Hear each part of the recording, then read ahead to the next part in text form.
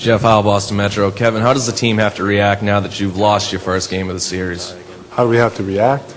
How do you go moving forward the next 2 days leading into Game 4? You know, when you have home court, you have to defend it. I thought they came out with a lot of energy. They tend to be aggressive from the giddy up. You can tell right away they was trying to establish home. That's what you're supposed to do. In the back. Kevin, Anthony Carter, HD Star One News in the middle. Can you talk a little bit about how you guys have been able to hold the Lakers starting front court in check for 3 games, and also whether or not you, Allen, and Pierce have to have stellar performances in the same game to take control of the series? Well, you know, we're a defending team. Obviously, that's our backbone. That can score. You know, Kobe's doing everything, you know, Kobe does. You know, he's try to get the ball out of his hands later on. But for the most part, we're trying to keep everybody in check. I thought Sasha came in, gave him great energy. You know, as far as the 3 of us, we just have to continue to be aggressive. You know, we have to make plays. I think, you know, obviously tonight, Paul and myself didn't have the best night as far as offensively, but I thought defensively, man, we was very sound, very disciplined.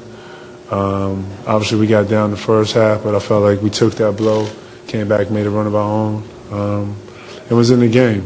This game was never out of reach for us. So if you pull any positives out of it, that's what you pull out of it. But Kobe's going to be cold, but we have to keep everybody else in check. On your right, Vic. KG, Victor Brick from AM 570 here in Los Angeles. Hey, what's up, man? Hey, man. Can you explain why you and Paul had such off games? Was it something the Lakers were doing defensively? I wouldn't necessarily say that. I think at times myself, I can't speak for Paul, but, you know, rushing shots, hyped about the game, you know, composure. You know, I don't make any kind of excuses for bad games. You know, I think for the most part, shooting-wise, I had a pretty awful game. But as far as, you know, energy and, you know, grabbing rebounds and being, you know, trying to block some shots, I thought I was active at times. But for the most part, hey, it's not a perfect game. You know, I know at times we make it look easy. But that's the great thing about this league. We have some more games to play, and I'm sure I'll get better. Third row in the center. Gilbert Rock, Sports 5, Israel. It seems like every time you took the ball to the basket, something good happened to you or to your teammates. Why didn't you do it more often? Yeah, you got the perfect answer right there. Hell, if I knew that, I would have done it. Obviously, in the course of a game, you try to mix things up. I know I do. I just can't. You know, I got Pal on me. He's very long. It's not like he's a slouch when it comes to being a defender. Giving them different looks and trying to mix some things up is what I'm basically trying to do. But for the most part, I'll watch this game. It's not one of my better offensive games, and I'll make adjustments accordingly. But you know, you're right. I probably do need to take the ball to the basket a little more. Thank you. Again, over here. That's my question. Okay. Back left. 4. Kevin, Dennis Freeman from the California Crusader News. Do you think that you guys had a caution about coming out being too aggressive in Game 4?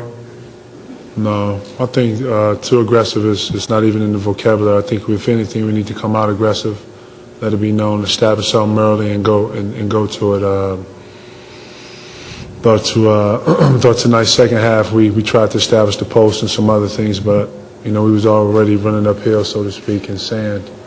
And with a good team, if not a great team like this team is, man, you can't spot a team points, especially in that building. On this side. Martin Harisimovich from Polish media. There's one question.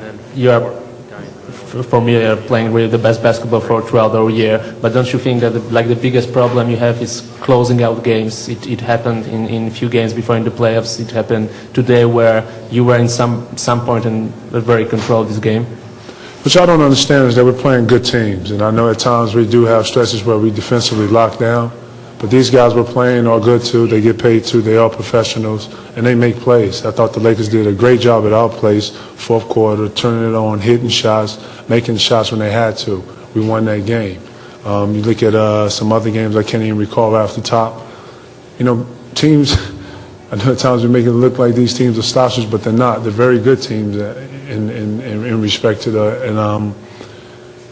I mean, it's what it is. It's a team. It's a league of runs, and when you make runs, it's no exact time to when you're going to actually make your run. But teams do make runs, and what you're saying is teams making runs, making